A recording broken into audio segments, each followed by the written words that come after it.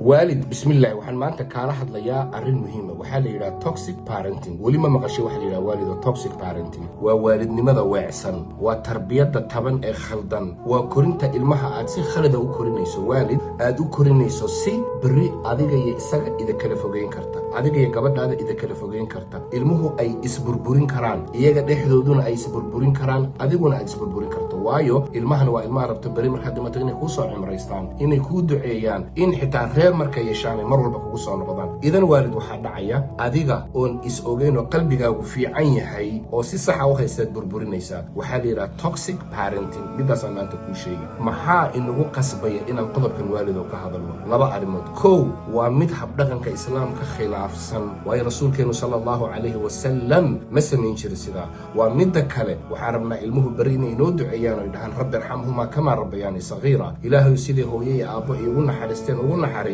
سيسو كوريين جعالي وسو كوريين وسو وقلنا حريصو هدادن جعال توسين او توكسيك بارنتين اي كله كورين دعادا سيدكم مقيسا ان قيحنا مركا توكسيك بارنتين انتا ننقيحين قضبك ان كهد لينا افر وچيبو يالن دونا كو ان انقيحنا وهم حي توكسيك بارنتين محال لينا هدان والد هاي محانكو قرن بل يشيك على مدهن كو شيدي لابو محوية هاي سامينتا ilmaha oo ku yeelanayo their identity and their brain shakhsiyada ilmaha sidoo u burburiya maskaxda ilmaha sidoo u burburiya taana inaan ka hadlo saddex anigu inaan ku dhex jiro cycle-ka maxaan ku garan inaan ka dhex baxay oonan wali ahayn waalid wada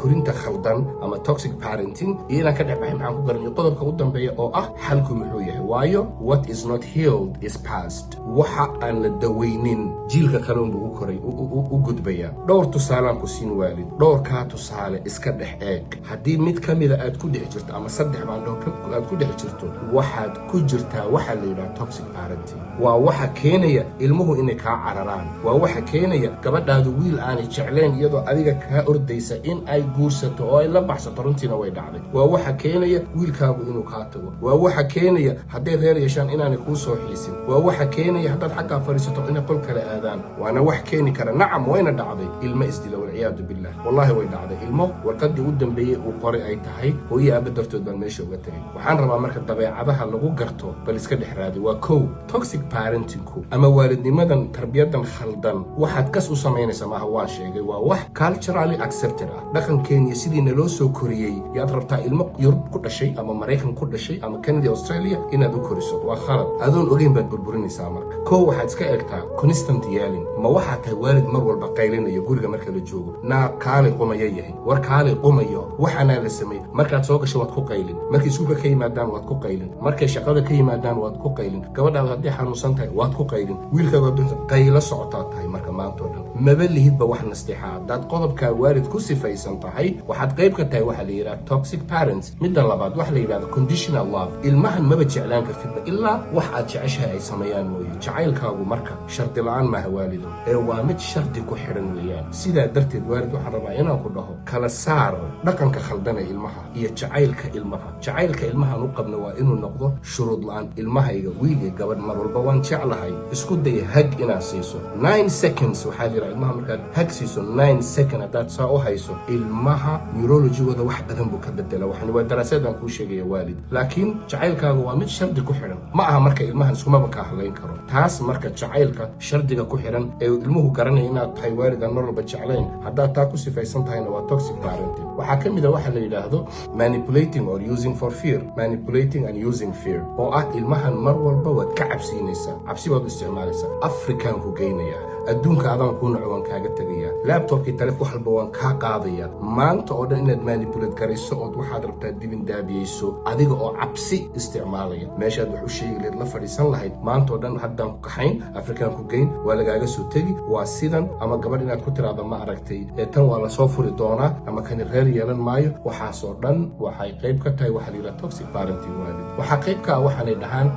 unpredictable mood dabeecadaada iyo waxa kaa suurtooba lama garanayo maraan loo baahnayn maalin baad iska qarxi martidoo joogtaad gabadha canaanani wax ku odhani hadalla kale ku odhani arrimo khaasay kuu sheegtaad maaragtay bannaanka keeni sidaa darteed ilmahani maba garanaya inuu ku soo ag fadhiisto ama gabadhaadu inay ku soo ag fadhiisato inay kaa fogaato waayo qof laisku halayn kara ma tihin ilmuhu weji ay kugu soo hagaagaan male markaad xanaaqaysa ma yaqaanaan markaad hagsiinaysa ma yaqaanaan kumaba garanayaanba marka dabeecad aan la predict garayn karin ayaad leedahay waxyaabaha waxaa ka mid ah favoritism and comparison ilmahaad u kala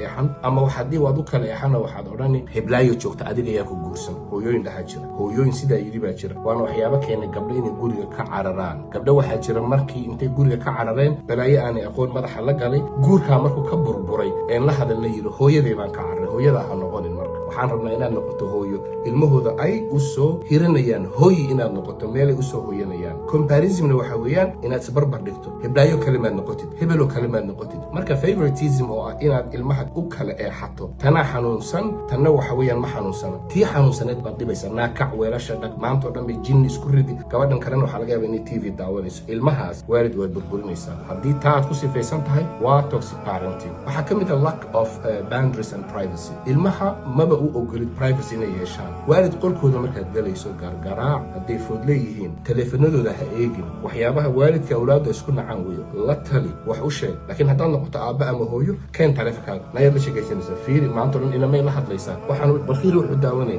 maya haddaad saa u fadeexayso ilmahan waad burburisay waxbana umaadan sheegin waxaan rabaa iyadana inaan dhaho emotional neglect ilmuhu wuu xanuunsan yahay waa inaad tiraado hooyo madaxaaga itus aabe ilmahaygu waa qandhinsan yahay wejiga ka dhunko gacanta qabo soo ag fadhiiso maxaan kuu keenaa dheh cuntada ha loo geeya dheh laakiin gabadhioo qandhan ama wiilkoos ka qandhan in maaragtay emotionally aad neglect garayso oo tira wax ay qabta male cudurray isku rida anaa ilaga aqaana naa kaalay martibaa joogtay wax soo kale war kaalay ilmahan emotionally dareen ahaan haddaad neglect garayso oy dareemaan inaad dayacayso waxay qayb ka tahay waxa la yidhaahdo toxic parenting waxyaabaha aan sheegay marka waalid dhammaantood waxay qayb ka yihiin waalidnimada khaldan waana wax kaa daba iman doono qaybaha dambe la soco janaalkan waxaa la yidhaha waalid legacy idinkaa laydigu talagalay fadlan subscribe dhaha share dhaha like dhaha walaalaha muslimiinta ana la sheer gareeya saad khayrka u heshaan wasalaamu calaykum waraxmatullaahi wabarakaatu